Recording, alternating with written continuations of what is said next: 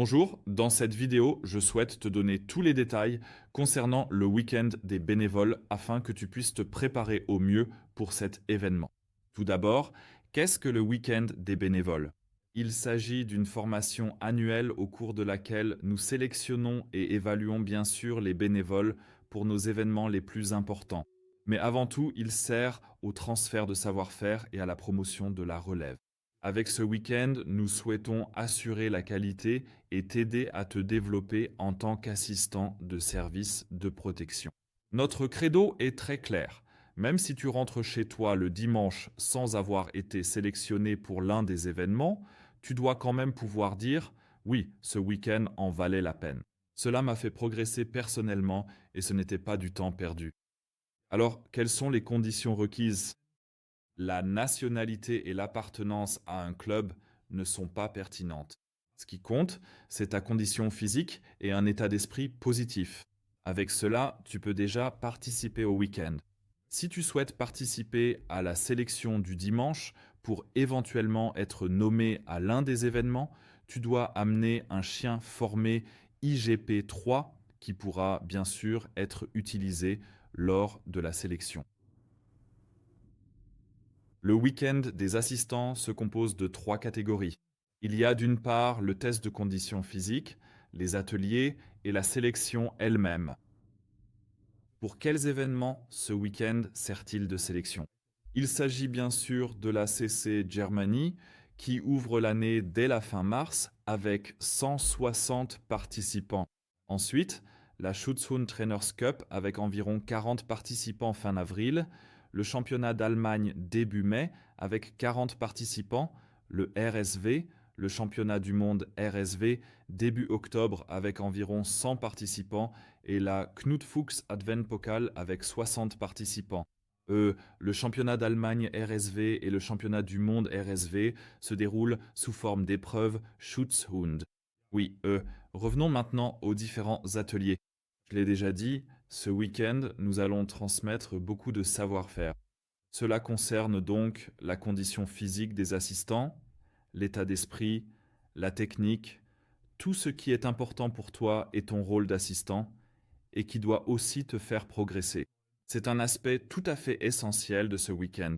Ensuite, bien sûr, notre test de condition physique. Le test de condition physique qui se compose de 4 exercices différents. Nous avons la chaise contre le mur, la barre de traction, le saut et le sprint. Pour expliquer cela en détail, lors de la chaise contre le mur, tu es assis en fait à un angle de 90 degrés adossé à une poutre. Cela se fait 2 fois 3 minutes à chaque fois. Entre les deux, tu as environ 10 minutes de pause. Ah, le deuxième exercice est la traction. Ici, nous recommandons de t'entraîner à pouvoir tenir environ 60 secondes à la barre de traction. Ce qui est décisif, c'est la position des mains qui doit être tournée vers l'avant et non vers l'arrière. Et tu dois aussi être capable de te hisser au début. Donc, une fois en haut, il faut tenir aussi longtemps que possible. Comme point de repère, 60 secondes. Surtout avec cette prise, c'est l'un des exercices les plus difficiles du test de fitness. D'accord, passons maintenant au saut. Pour le saut, tu passes en gros de la position de pompe directement au saut de 2 mètres et cela dure 60 secondes pendant lesquelles on compte combien de répétitions tu réussis. C'est, je pense, relativement explicite. Oui, et enfin le test du sprint navette. Ici, il s'agit de faire autant de répétitions que possible en 60 secondes. Il faut descendre au sol, s'allonger, taper les mains dans le dos, puis effectuer un sprint navette sur 10 mètres, et répéter cela autant de fois et avec autant de répétitions que tu peux. D'accord? Ensuite, tout cela est noté et le test de fitness fait partie de la sélection lors de l'évaluation ultérieure. Cela signifie que si tu n'es pas parmi les 30 premiers au test de fitness, tu ne pourras pas non plus présenter ta performance lors de l'évaluation ultérieure. Donc tu devrais être en pleine forme pour ce week-end dead qui aura lieu en février. Oui, un autre point très important est le sujet de la phase de double charge.